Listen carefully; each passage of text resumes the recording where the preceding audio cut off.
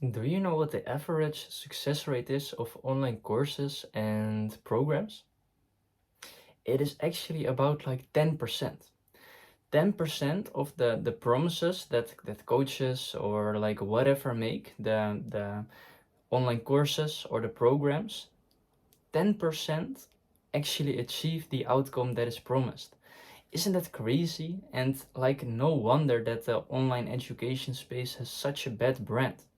And for me, for example, like I'm helping clients to basically get their first client and their first paying coaching client. And that success rate is actually like 90%. And the only reason that the people who didn't get the results is because they didn't want to. Like, believe it or not. Like, they went into the program, like, wanting to monetize, but they didn't feel like quite aligned.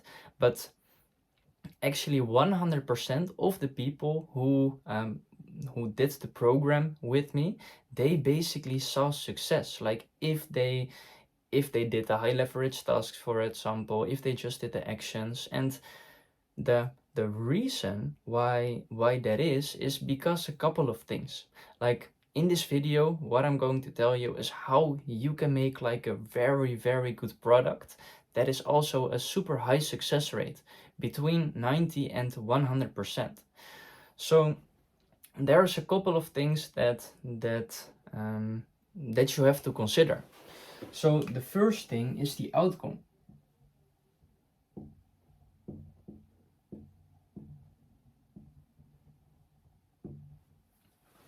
The outcome has to be very clear and specific, because like what I was struggling with when I just started my journey, my first offer was around maximizing time and energy through effectiveness, efficiency, and focus. And the main pillar was focus.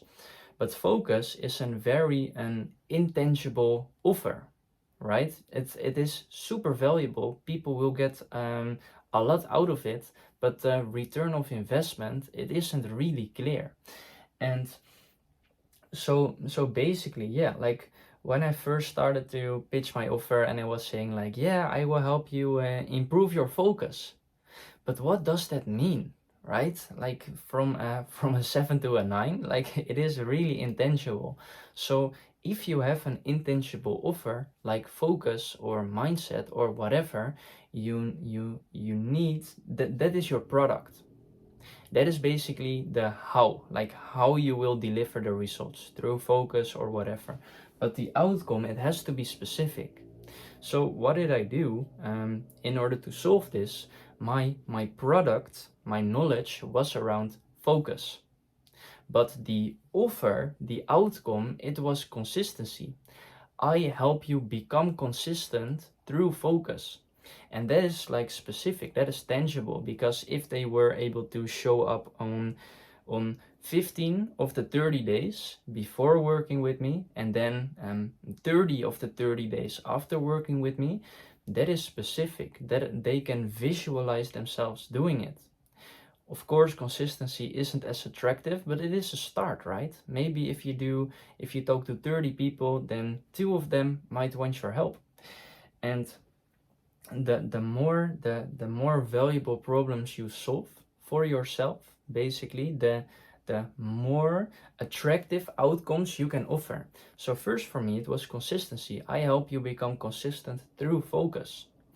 Then it was I managed to build a decent brand on X for myself. So the outcome was I help you grow on X through focus. Then I saw like a great massive increase in results like everywhere on X, but also like the newsletter subscribers and like everything. So my offer, my outcome was I help you 2 to 5x your results through focus. Then once I closed a couple of clients and I got the hang of that, or no, first I hopped on a lot of calls with people. So then my offer was I help you hop on X amount of calls in this amount of days through focus. Then it was signing clients. Then it was assigning high ticket clients. Then it was like scaling your business and like quitting your 9 to 5. So the outcome, you need to make it more specific, and don't don't teach what you haven't done for yourself. So if you haven't signed any clients yet, then don't promise people to sign clients, because that is the thing that you haven't done, and you won't be able to deliver on your promise because you won't know the certain challenges and the bottlenecks that someone has to face in order to achieve the outcome that you promise. So first, this might not be very this might not be very attractive, like consistency. But the more problems that you solve for yourself or other people, the more attractive your outcome will be. The most important thing is just make it very clear, make it very specific.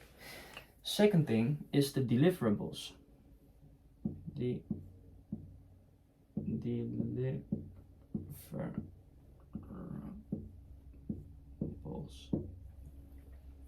Because the outcome, sure, it has to be specific, but the deliverables also, it has to actually make sense. Like what are you going to do to help them?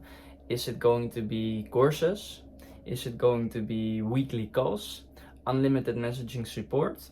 Would it be like templates, for example? Like, how will you get them through the outcome? And this needs to be very crystal clear as well. What do I actually get for what you're offering?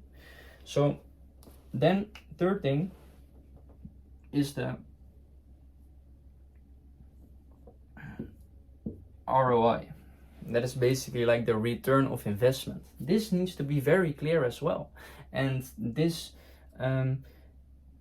it relates to this, right? Because the return of investment, what will they get out of it? How much are they going to pay you, and how much will they get out of it? And if the return of investment, if you can make them clear that the outcome that they will be is far more valuable than the price that they actually paid you, then you increase the chances of making a good offer as well. So these are the three things, right?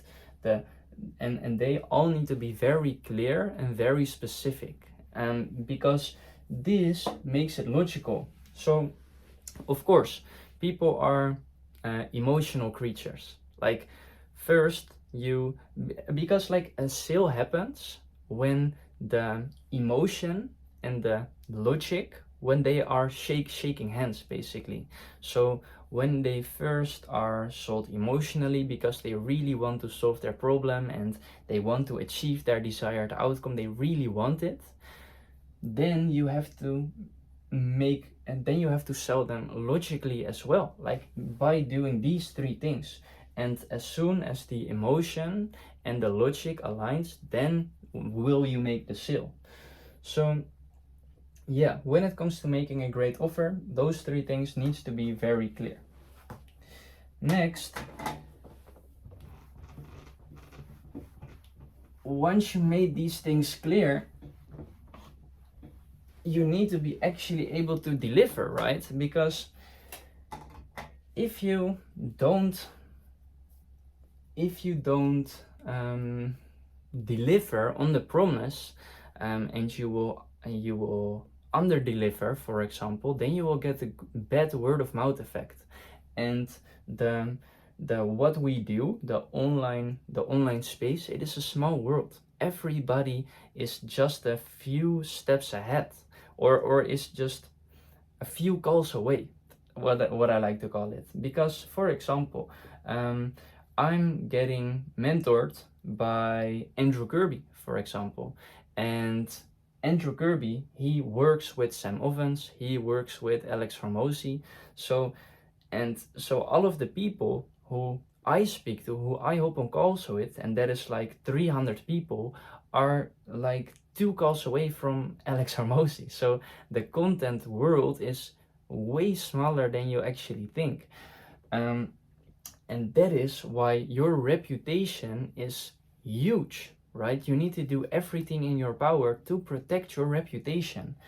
And basically, so yeah, like if you made a promise, you have to deliver on that promise, and moreover deliver on that promise.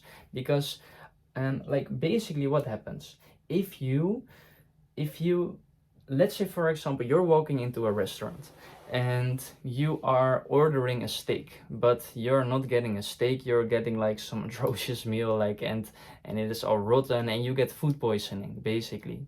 That is an example of under delivering, of not keeping yourself to the promise that you actually gave to your client. Then what happens? Then if you go to a restaurant like that, like you will leave a very bad review.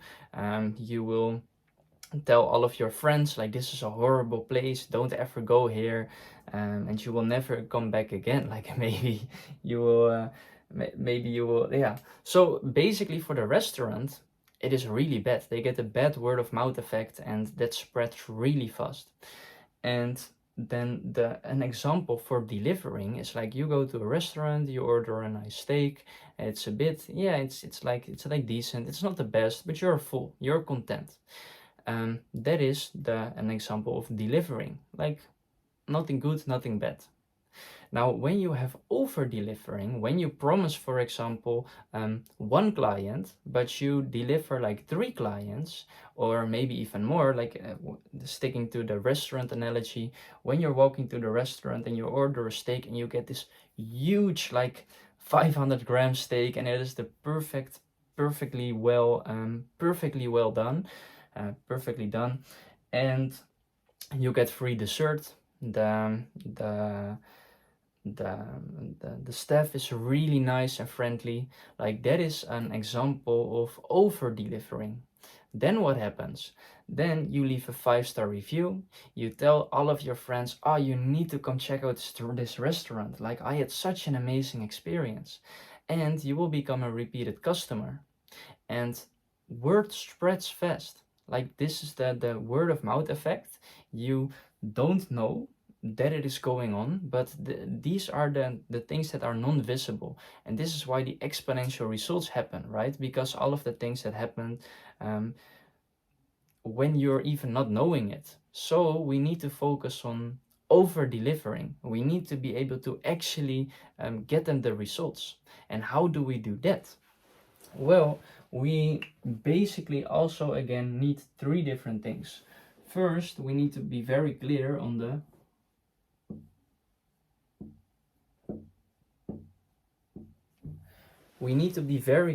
phases. Like, okay, if you have if your current situation is here and your desired situation is here, how will you go from this point to this point? Like what are the steps? Then you need to think, because like you've done it already, maybe you've helped some people, based on your experience, like with the context that you know about the other person. First of all, you need to ask a lot of questions, because if you don't ask a lot of questions, you are not clear about the context of the other person. So first get really clear on the context. Then think, okay, where does he wants to go and what is actually stopping him to get there, right? Then you're going to think, what does this person needs to do? And basically have 3 phases. I really like the number 3 if you haven't noticed already. So you need to have 3 phases. Okay, so what is the first phase that they have to go through? Oh, first they have to do this. Okay, once they completed that, what do they need to do then? Like what is the fundamental quick win that they need? Oh, they need to do this. Once they have that win, what do they need to do to make the most of it? Like, then they need to do this. So basically get really clear on the 3 different phases. Then what you also need to get really clear on is the actions. Like, because a course won't work unless you do. Like really good courses aren't like information heavy. No, they are, or information dense. They are action dense. My program is basically 10% of the 10% of the knowledge and like 90% action, because the actions is actually how you get the results. Because yes, like without action you won't get anywhere. So actions is the second thing. What does someone exactly needs to do to complete each of these phases? What does someone needs to do? And that leads us to the third point. It is the how do I need to start right here.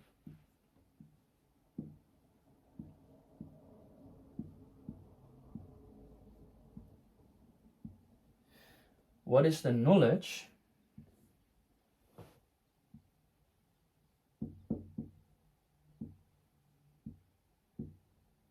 the mindset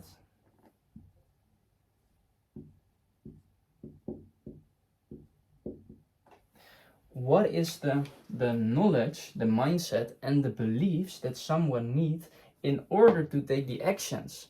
Because most people are lazy, and like probably if you're watching this, you are inherently lazy, like I am lazy, and that is normal because humans are evolutionary wired, or like all species are wired to basically conserve their energy, right? We need to conserve our energy, we need to do it in a more efficient way. So we are programmed to be lazy, and that is why we need the knowledge, the mindset, and the beliefs in order to take the actions, because not everyone is able to take the actions just as you say. Like, of course, there are some people who do. They don't need all of this. And those are like your dream clients, because then you just say, oh, you do this.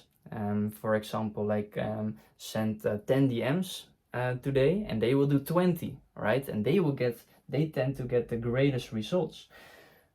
But for most people, for 90% of the people, you need to have the knowledge, the mindset, and the beliefs in order to take the actions. And you need to take the actions in order to complete the phases, and you need to complete the phases in order to achieve the outcome. Cool. So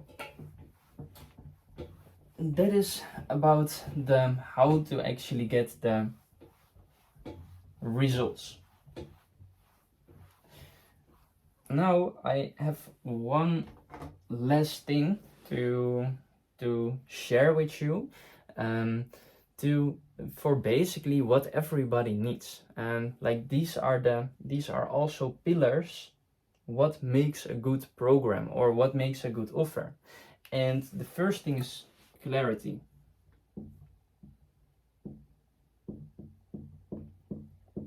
By the way, what I'm going to tell you now, I talked about, or I have this from a good friend of mine, from Lucas, and it is very true. Like what does everybody need? And everybody need basically like three things. Clarity on the action steps and the goal that you're going through. Like what does someone actually has to do? The next thing is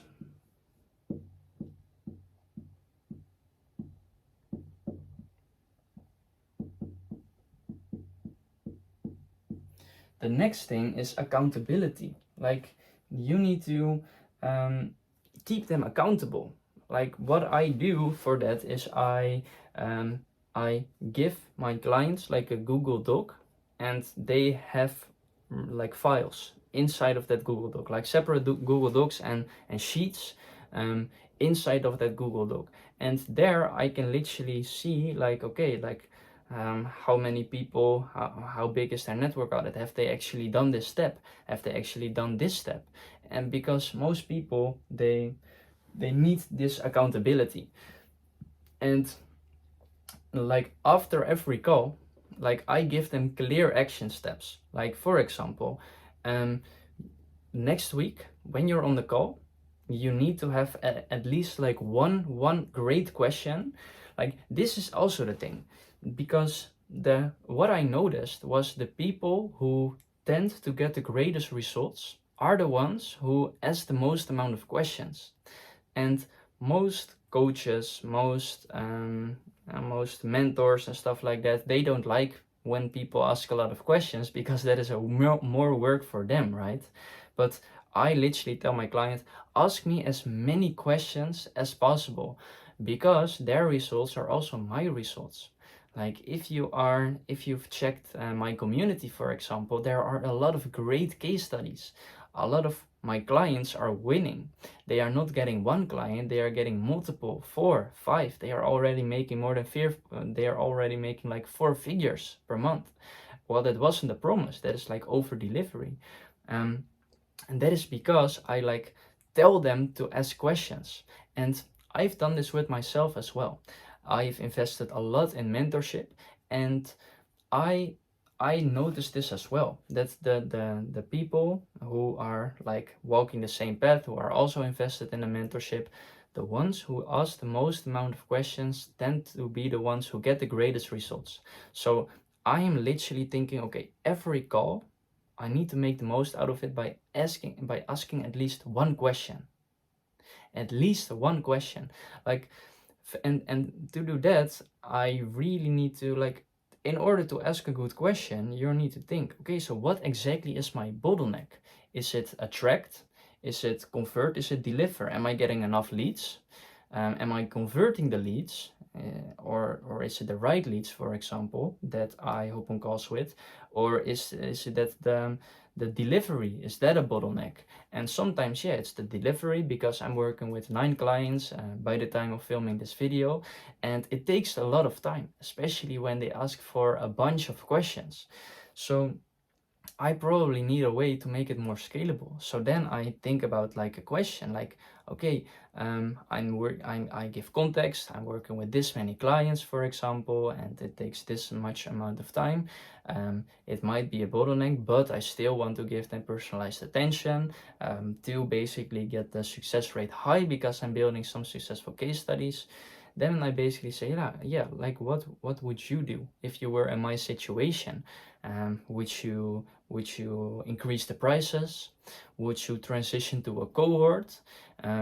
And basically that could be like one of the questions. But yeah, and that forces you to really think about your bottleneck. So it gives you a lot more clarity, and you will have direct input from your mentors. So the same I'm telling to my clients, like every week you need to ask me at least one good question, right? So when they come to the call, they actually make the most of it. Next to the question, I also tell them, okay, like, what is your goal for next week? How many calls will you book? Oh, if you book so many calls and around so many people respond to your oh, no, or like, how many clients do you want to sign? This many clients. And if your average conversion rate is this, then you need to hop on this many sales calls. That means this many research calls. This means this many network calls. That means so many outreaches. So basically, like, what is the goal of this week? Is it clients? Is it calls, for example?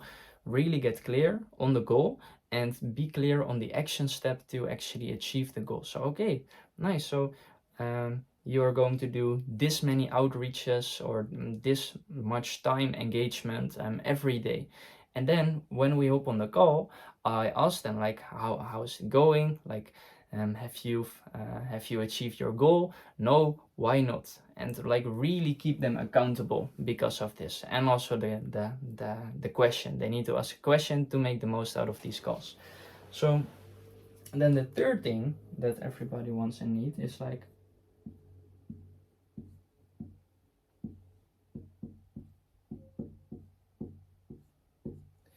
is the scalability.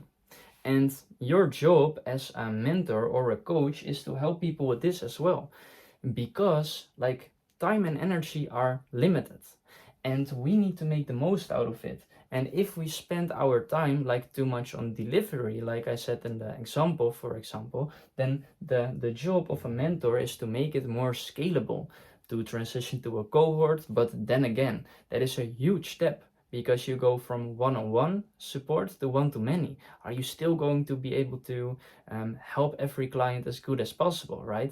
And your mentor should help you with that. Or also with determining the more high leverage tasks. Because if you're doing a lot of things, like a lot of things that don't really move you forward, then it is the job of a mentor to help you by determining the high leverage tasks, so you can do much more in less time. So yeah, bye.